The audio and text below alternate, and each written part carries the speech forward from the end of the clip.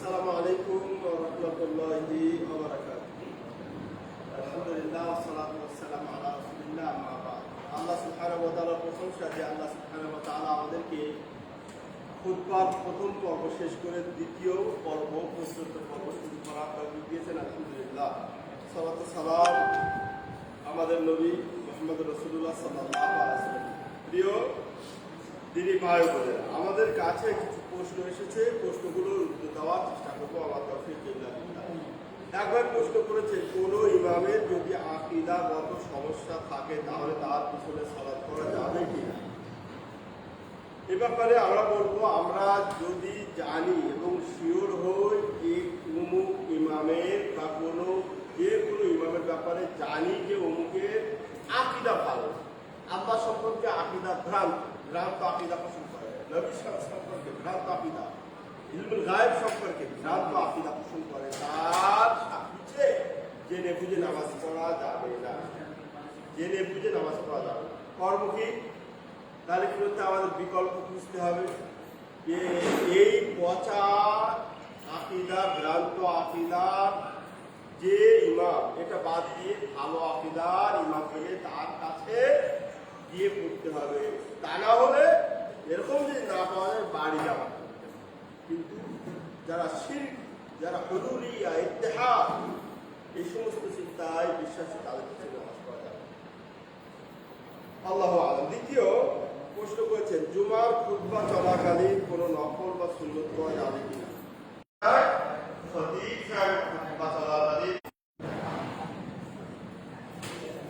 আরেকটা প্রশ্ন করেছে, বাসায় অন্যান্য সদস্যদের নিয়ে জামাত করা যাবে কিনা। জি না ভাই, কোন পুরুষ সুস্থ আকেল বালেগ বলে বাড়িতে মসজিদে জামাত বাড়িতে কি জামাত করা যাবে না। হ্যাঁ, অসুস্থ হলে তখন যায়, কিন্তু সুস্থ সবকিছুর মুখে আছে এই অবস্থায় মসজিদে জামাত ছেড়ে বাড়িতে জামাত করা যাবে না। আমাদের আর একটা প্রশ্ন করছেন, যানবাহনে নামাজ আদায়ের বিষয়ে কিছু বলবেন, যেমন মাগরিব নামাজ বাড়িতে জ্যাম থাকে। হ্যাঁ, এ ব্যাপারে প্রথমত আমাদের আমরা যারা চাকরি বাকরি করি, বিশেষ করে ঢাকায় চলাফেরা করি, আমাদের খেয়াল করতে হবে যে নামাজের ব্যাপারটা। আমি যদি এখন গাড়িতে উঠি তাহলে নামাজ পাবো কিনা, এই ব্যাপার যদি আমরা শিওর হই যে রেগুলার আমাদের উঠতে গেলে নামাজটা মিস হয়ে যাবে, তাহলে আমরা দেখেছি এবং আমরা পরামর্শ করেছি আমরা দুই ভাগে ভাগ করি। যেমন আমি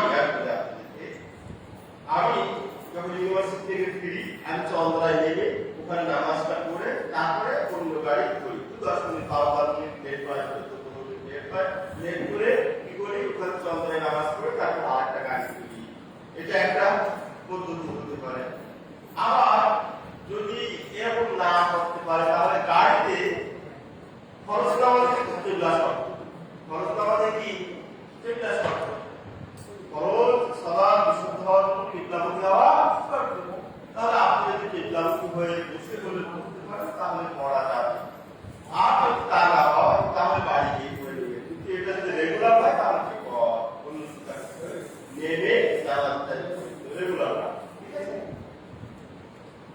মহিলাদের ফরজ সালাতকে ছাড়া আদায় করতে হবে। মহিলারা বাড়িতে পড়বে, মহিলাদের বাড়িতে পড়ে একাকি, তাহলে তাদেরকেও ইমাম হবে। যদিও মাসলাটা কি ইখতিলাফ, আমাদের খারাপ মাযহাব কোন মাযহাবে ইমামরা বলছে মহিলাদের ইমাম দেওয়া লাগবে না, কিন্তু জমহুর বলছেন যে না, কোন সালাত যেখানে এটা ইমামটা একবার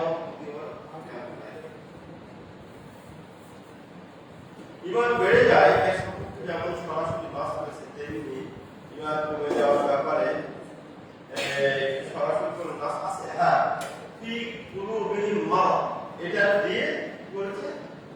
তারপরে কুলুবিহিম যায়গ ফাযাদাহুল্লাহু মারাদ, তাই না? এরকম এই সমস্ত কোরআনের আয়াতের ব্যাখ্যায় মুফাসসিররা বলেছেন যে এটা যায়গ মারাদ, এগুলো হলো ইমান কি কম হওয়া প্লাস। ঠিক আছে। তারপরে একটা আমরা জানি যে যখন বলা হয় যে ইমান বাড়ে, তাহলে বোঝা যায় যে ইমান কমার সঙ্গ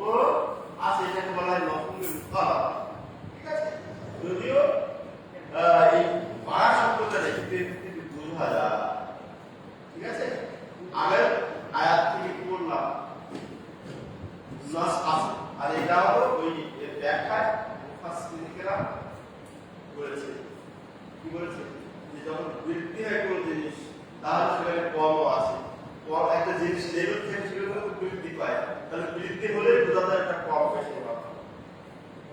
ফজরের সালাতে পর ঘুমানো নিষেধ, এই নিষেধ একটা কথা নিষেধ করতে হারাম না, কিন্তু ওই বরকতময় সময় না ঘুমানোই উত্তম। বরকতময় আল্লাহ নবী সাল্লাল্লাহু আলাইহি ওয়াসাল্লাম বলেছেন বুরিকা ফি উম্মতি, বুরিকা লি উম্মতি সাহু, বুরিকা লি উম্মতি, আমার উম্মতের জন্য বরকতময় করা হয়েছে এই সকালের সময়টাকে জানানো হয়েছে, এরকম বলা হয়েছে। কিন্তু ঘুমানো যাবে না, ঘুমের নিষেধাজ্ঞা এমন বরকত থেকে কি হবে, মাহরুম হবে, কিন্তু নিষেধ করতে নিষেধাজ্ঞা হারাম। এবার নিষেধাজ্ঞা কতটুকু পর্যন্ত এই ধরনের কোনো ইয়ে পাওয়া যায়, তো যতটুকু কাজ কর্ম বর্তমানে কাজ ঘুমাবেন না, এটাই কথা। জরুরি অবস্থায় কি কোরআন স্পর্শ না করে তেলাওয়াত করা যাবে? হ্যাঁ, ব্যাপারে জমহুর উলামা বলেছে যে নাপাক অবস্থায় মুখস্থ যে আয়াত কোরআনের অংশ সেটা পড়া যাবে, স্পষ্ট পড়া যাবে না, যদিও আমাদের খারাপ বাজারে সেটা, কিন্তু জমহুর উলামা বলছে যে জরুরি অবস্থায় কোরআন তেলাওয়াত করা যাবে। যদি মেয়ে ওসিয়ত করে যে সে পিতা সম্পদ দিবে না, তাহলে তার সে ওসিয়ত করা হবে কি না, বা পিতার কাছ থেকে পাবো কিনা। হ্যাঁ, যদি মেয়ে এরকম ওসিয়ত করে যায় তাহলে তার সন্তান মানে মেয়ের সন্তানদেরকে শোনাতে হবে যে তোমার মা ওসিয়ত করে গেছে, তোমার মা ওসিয়ত করে গেছে। এখন মায়ের ওসিয়ত মানা ওয়াজিব, মায়ের ওসিয়ত মানা কি ওয়াজিব, আর এই সন্তানের এই সম্পদ মায়ের হক, ছেলে মেয়ের হক না। মেয়ে বাপের কাছ থেকে যেটা প্রাপ্ত তার হক, মেয়ের হক, ছেলে মেয়েদের না। তারপরে যেমন স্ত্রী মহারণা, স্ত্রীর হক, এটা স্বামী করে সেভাবে মেয়েরা স্ত্রীরা যেভাবে ইচ্ছা কি ওই রূপে সম্পূর্ণ ক্ষমতা তাদের, সেইভাবে এখন মা ছেলে মেয়েদের বুঝাতে হবে। এখন যদি তারা না আসবে তাহলে আইনে তারা পাবে, এটা যদি আইনে যায় তাহলে পাবে। শরীয়তের ওসিয়ত কোনো ওসিয়ত করে গেলে সেটা পাই করা, বাস্তবায়ন করা ওয়াজিব, জায়েজ এটা। এই ওসিয়ত করে গেলে সেটা বাস্তবায়ন করা। যে কুরবানি, মাইয়ের পক্ষ থেকে কুরবানি করা যাবে কিনা এই ব্যাপারে কি একটা আছে, কিন্তু মাইয়ের যদি বলে যে আমার সম্পদ থেকে কুরবানি করতে, তাহলে খবর হয়ে যাবে। ইশা সালাতের পরে বিতির পড়ার পরে কেউ কি নফল সালাত আদায় করতে পারবে নাকি বিতিরের আগে নফল সালাত আদায়? হ্যাঁ, এটাই নিয়ম। আল্লাহ নবী সাল্লাল্লাহু আলাইহি ওয়াসাল্লাম বলেছেন ইজাআলু আখিরা সালাতুকুম সালাতান দাইয়া ফিতরা। আল্লাহ নবী সাল্লাল্লাহু আলাইহি ওয়াসাল্লাম বলেছেন তোমাদের রাতের নামাজ সর্বশেষ নামাজ কোনটা? আমার বিতির। তাহলে আমাদের এই হাদিস অনুযায়ী বোঝা যায় যে আমরা যারা মানে নফল করব কি করব, বিতিরের আগে সব করে দেব, তারপর বিতির এত। হ্যাঁ, আমি বিতির করেছেন হঠাৎ কোনো কারণে, হঠাৎ কোনো চিন্তা চেতনা আমি বলছি যে না আমি আবার নফল করতে চাচ্ছি, সালাতুল হাজা বিভিন্ন প্রয়োজনে বা কোনো কারণে আমি দুইটা নফল করতে চাচ্ছি, পড়া যায় আজাইজ। খেলাফত আফদালিয়া, এটা বলা হয় খেলাফত আফদালিয়া, মানে যেটা উত্তর তার খেলাফ, কিন্তু জায়েজ, হারাম না। ঠিক আছে, নাবালিগ বাচ্চাকে ইমাম বানিয়ে তার পিছনে নামাজ পড়া যাবে, দিয়ে যাবে। আল্লাহ নবী সাহাবাদের দিকে প্রমাণ আছে, বিশেষ করে লক্ষ্যের কোনো সমস্যাই নেই, খরচে প্রমাণ আছে, পড়া যাবে, সমস্যা নেই। কবরের শাস্তি বা শান্তি উভয় স্বয়ং ওই কবরে সংগঠিত হয়। সাধারণ কবর ঘুরলে তো তাদের পচাহাটি করে। এ ব্যাপারে যে আমি তো ভালোই দেখছি ফিলোসফি খাটাছে, এই জন্য আপনার জন্য একটু বলি। আপনি আর রোগ কিতাব রোগ লিখতেন তাই কিতাব রোগ লিখতেন তাই আচার্যের বই আছে, এমন করে একটা বাংলা হয়েছে, যদি বাংলাটা করলে আলোচনা হয়েছি, ওখানে বিস্তারিত আলোচনা হয়েছে এই ব্যাপারে। আদাব কিসের কোথায় কিসের উপরে হয়, তিনটা মত। কয়টা? কেউ বলেছে শরীরের উপরে একটা মত, কেউ বলেছে রূহের উপরে, কেউ বলেছে রূহ এবং শরীর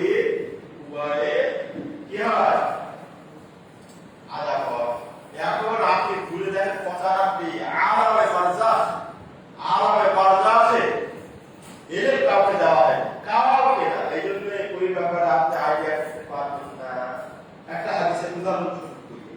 ওই যে আপনারা হাদিস জানেন যে ফেরেশতা জিজ্ঞেস করবে মান রব্বুকা মা দিতে, তারপরে এসেছে ফাসালি যে উত্তর দিতে পারবে বলছে ফাইওয়াসসাউ লাহু কবরহু মাদা বাসালি, তাহলে তার উত্তর ওকে হয়, তাহলে তার কবরকে প্রশস্ত করে দেওয়া হয় কতদূর, তার দৃষ্টি যতদূর যায়। আবার ওর যদি উত্তর না দিতে পারে পায়াদি পালাই কবর, তার কবরকে এত সংক্ষিপ্ত করে দেওয়া হয় দুই হাঁটি কাঁধের পাদার পাঁজরের হাঁটি একটা আরেকটার ঢুকে যায়। এটা কিভাবে সম্ভব?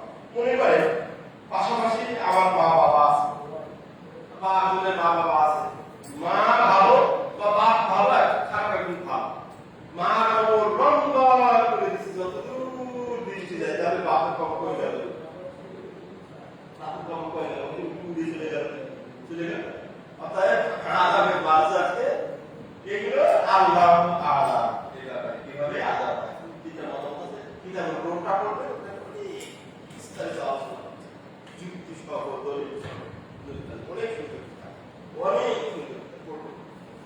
যদি কোনো ব্যক্তি খালেস নিয়তে জিহাদে গিয়ে শহীদ হয়, মাশাআল্লাহ খুব ভালো, জিহাদে খালেস নিয়তে যেতে পারে, কিন্তু সে নামাজি ছিল না, এই শেষ করছে জিহাদে গিয়ে খালেস নিয়তে নামাজি ছিল না, নিয়ে দিতে নিয়ে পয়সা শয়তান জিহাদ কি আগে কি বলতো ঈমান, তারপরে নামাজ, রোজা, হজ, যাকাত, তারপরে না কোন ঈমান নেই, ওরা কিসের ছিল এটাই প্রশ্নটা, এই প্রশ্ন চলবে নামাজ না জিহাদের খালেস নিয়ে চলবে, তাই ওকে চলবে আগে নামাজ ঠিক কর, নামাজ পড়া বড় জিহাদ। এই নিজের এই জায়গায় ইবলিসকে ত্যাগ করে, ওই জায়গায় তুমি ইবলিসের কাছে ফের আর তুমি জিহাদকে খালেস নিয়ে চলবে, চলো ভরটা আও। সাহেব আমার প্রশ্ন, কোন ইমামের যদি আপনি এটা তো জানেন, হ্যাঁ শেষ কাজ আছে,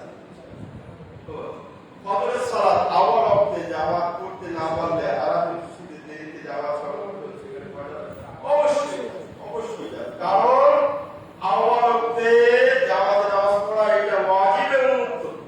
আওয়াল ওয়াক্তে সালাত ফজরের সালাত জামাতে পড়া এটা ওয়াজিব, জামাতে পড়া উত্তম হলো আওয়াল।